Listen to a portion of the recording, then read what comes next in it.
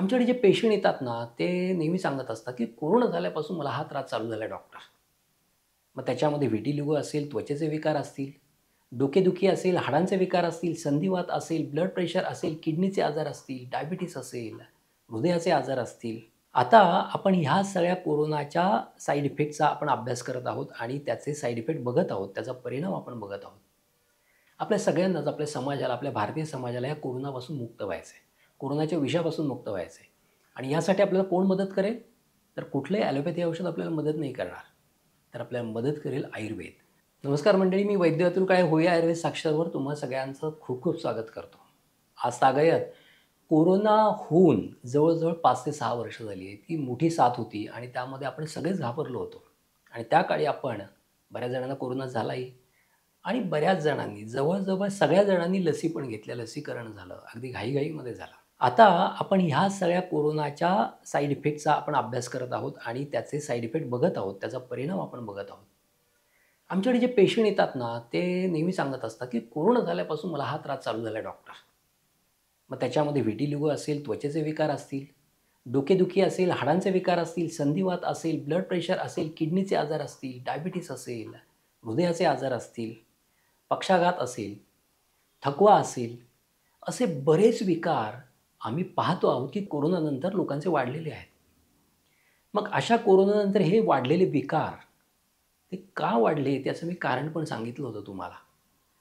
त्यातलं एक महत्त्वाचं कारण जे मी सांगितलं होतं त्यावेळेस, जेव्हा हा कोरोनाचा व्हायरस आपल्या नाकावाटे आत जातो, तेव्हा त्याचं एक आपण बघितलं, तो क्राउनसारखा असतो.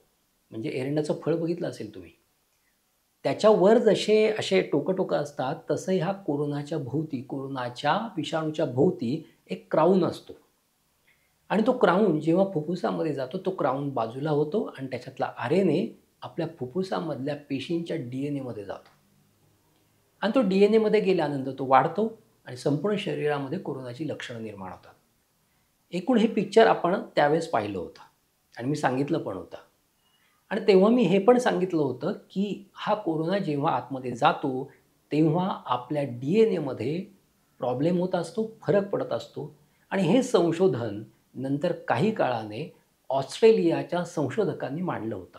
जे मी आधीच गृहीत धरलं होतं किंवा सांगितलं पण होतं. त्यावर एक मी लेख पण प्रसिद्ध केला होता. आता हे होतं म्हणजेच आपल्यामध्ये बीजदोष तयार होतो. आपला डीएनए खराब होतो. आता हा डीएनए जर आपल्याला रिपेअर करायचा असेल, तर आपल्याला काय करावं लागेल बरं? आयुर्वेदामध्ये काही त्याच्याबद्दल दिलं आहे का? तर आयुर्वेदामध्ये नक्कीच त्याच्याबद्दल दिलेलं आहे. त्याला आयुर्वेदामध्ये बीजदोष असं म्हटलेलं आहे. बीजदोष म्हणजे काय? तर तुम्हाला माहिती असेल, की क्लोनिंग होतं. तर क्लोनिंगमध्ये एक पेशी काढतात, त्यातला डीएनए काढतात आणि त्या डीएनएपासून हुबेहूब त्या डीएनए ज्याचा आहे, तशी व्यक्ती किंवा तसा प्राणी निर्माण करतात. करू शकतात म्हणजे. हे आपण आत्ताच्या संशोधनामध्ये आपण पाहत असतो. आता ह्या सगळ्या गोष्टी आहेत.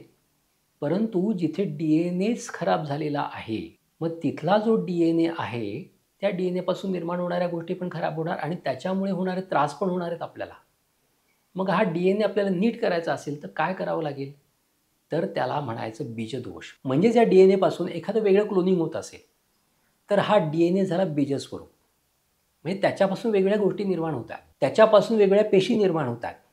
म्हणजे मल्टिप्लिकेशन ऑफ सेल्स हे त्याचं ह्या डीएनएचं काम आहे. त्याची वेगवेगळी कामं आहेत, त्याच्यापैकी हे काम आपण म्हणू शकतो. मग हा डीएनए बीजस्वरूप असेल आणि हा त्याच्यामध्ये दोष आला असेल तर त्याला म्हणायचं बीजदोष. आणि आयुर्वेदामध्ये स्पष्ट पद्धतीने हा बीजदोष कसा घालवायचा हे पण सांगितलेलं आहे. आणि हा बीजदोष जर गेला तर आपल्याला भविष्यात होणारे आजार होणार नाहीत आणि आपले शरीर पण शुद्ध होईल. आता आयुर्वेदामध्ये पिंडी आणि ब्रह्मांडी हा न्याय पण सांगितलेला आहे. म्हणजे ब्रह्मांडी ते पिंडी. तुम्ही जर पाहाल पृथ्वी तलावर, की आपल्या ह्या पृथ्वी तलावर 70% पाणी, 70% पेक्षा जास्त आहे पाणी. तसंच पाणी आपल्या शरीरामध्ये सुद्धा 70% पाणी सांगितलेलं आहे.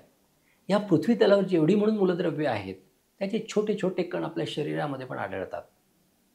त्यामुळे ब्रह्मांडाचं किंवा पृथ्वी तलावर ज्या ज्या गोष्टी आहेत, पंचमहाभूत आहेत, त्याचे छोटे-छोटे भाग आपल्या शरीरात उपस्थित असतात. त्याच्यामुळे जे आपण ब्रह्मांडामध्ये पाहतो ते पिंडीमध्ये म्हणजे शरीरामध्ये दिसत असतं. आणि आम्ही याचाच उपयोग करून सृष्टीमध्ये ज्या ज्या गोष्टी जशा दिसतात, त्याचा उपयोग आम्ही आमच्या शरीरामध्ये किंवा मनुष्याच्या शरीरामध्ये करून घेत असतो. मग त्यामध्ये आम्हाला असं आढळलं की कोणतं असं फळ आहे बाबा की जे या कोरोनासारखं दिसतं, तर ते म्हणजे एरंडाचं फळ. तर हे एरंडाचं फळ कोरोनाच्या क्राऊनसारखं दिसतं बघा. आणि त्या एरंड बीजाचं जर तेल काढलं तर ते आपल्याला उपयोगी पडेल का? आणि एक गोष्ट, आयुर्वेदामध्ये हा बीजदोष घालवण्यासाठी विरेचन करायला सांगितले. शास्त्रोक्त विरेचन केलं तर अतिउत्तम. म्हणजे एखाद्या वैद्यांकडे जायचं, व्यवस्थित 10 ते 15 दिवस त्या विरेचनाला लागतात. ते जर करून घेतलं तर तुमचं शरीर व्यवस्थित डिटॉक्झिफाय होतं. त्याच्यातली टॉक्झिक्स निघून जातात. कारण या कोरोनामुळे आपल्या शरीरामध्ये गरविष दडून बसलेलं आहे आणि हे विष बाहेर काढल्यानंतरच आपलं शरीर शुद्ध होणार आहे. मग हे विष जर बाहेर काढायचं असेल तर विरेचनाची गरज आपल्या आयुर्वेदामध्ये सांगितलेली आहे.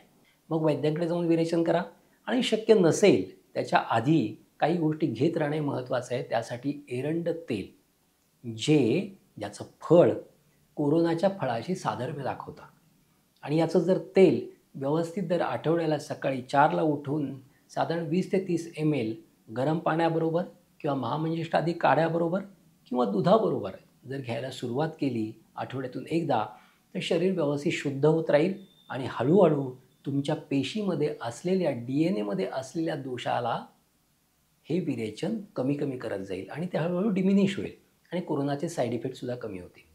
त्यामुळे कोरोनाचे साईड इफेक्ट जर घालवायचे असतील तर एरंड तेल हे अतिशय महत्त्वाचं आहे. आता कोरोना म्हणजे विषाणू आपल्या सगळ्यांना माहिती आहे आणि कोरोना जेव्हा आपल्या शरीरामध्ये गेला तेव्हा आपल्या शरीरामध्ये गरविष किंवा दूषिविष हे जास्त वाढायला लागलं आणि त्याच्यामुळे वेगवेगळे आजार पण व्हायला लागले, ब्लड क्लॉट्स व्हायला लागले आणि मी जे मगाशी जे आजार सांगितले ते सगळे व्हायला लागले. त्याच्यामुळे हे जर आजार व्हावे नाही असं वाटत असेल आणि आपल्या शरीरातलं विष जर बाहेर काढायचं असेल तर विरेचन केल्यानंतर सुवर्णप्राशन हे अतिशय महत्त्वाचं आहे. आता सुवर्णाच्या पानावर विष अजिबात राहत नाही. त्याच्यासाठी एक दृष्टांत आयुर्वेदामध्ये दिलेला आढळतो. तो म्हणजे कमळाच्या पानावर जसं पाणी अजिबात राहत नाही, अळवावरचं पाणी आपण म्हणतो, अळवाच्या पानावर पण पाणी राहत नाही, तसंच सुवर्णाच्या पत्रावर किंवा सुवर्णाच्या पानावर विष अजिबात राहत नाही. जी लोक सुवर्णप्राशन करतात त्यांच्या शरीरामध्ये सुद्धा विष राहत नाही. यासाठी सुवर्णभस्म असू दे किंवा सुवर्णाचा एखादा कल्प असू दे, तो जर रेग्युलरली घेतला तर तुमच्या आणि हे घ्यायचं कधी? सुवर्णकल्प घ्यायचा कधी? विरेचन झाल्यानंतर. विरेचन झाल्यानंतर व्यवस्थित शुद्ध शरीर झाल्यानंतर तुम्ही जेव्हा मूळ आहारावर याल, वैद्य सांगतील तुम्हाला जेव्हा जाल तुम्ही त्यांच्याकडे, एक संसर्जन क्रम असतो, हळूहळू आहार वाढवण्याचा प्रकार असतो. तुम्ही जेव्हा मूळ विरेचन झाल्यानंतर हळूहळू आहार वाढवत न्यावा लागतो आणि तो वाढल्यानंतर सुवर्णप्राशन चालू करायचं. सुवर्णप्राशन केल्यानंतर तुमच्या शरीरामधलं विष हे हळूहळू बाहेर निघेल किंवा नष्ट होईल आणि तुमचं शरीर निर्विष होईल आणि कोरोनाचे सगळे साईड इफेक्ट नष्ट होतील. हे दोन्ही उपाय फार महत्त्वाचे आहेत. कोरोनामुळे बरेच आजार होताना दिसत आहेत, दुर्धर आजार होताना दिसत आहेत, लोक ICUमध्ये ॲडमिट होताना दिसत आहेत. यासाठी ह्या कोरोनापासून जर वाचायचं असेल तर या गोष्टींचा विचार करा, या गोष्टी व्यवस्थित तुमच्या दैनंदिन जीवनामध्ये अंमलात आणा, त्याचा उपयोग करा. आपल्या सगळ्यांनाच, आपल्या समाजाला, आपल्या भारतीय समाजाला या कोरोनापासून मुक्त व्हायचं आहे, कोरोनाच्या विषापासून मुक्त व्हायचं आहे. आणि यासाठी आपल्याला कोण मदत करेल? तर कुठलंही ॲलोपॅथी औषध आपल्याला मदत नाही करणार, तर आपल्याला मदत करेल आयुर्वेद.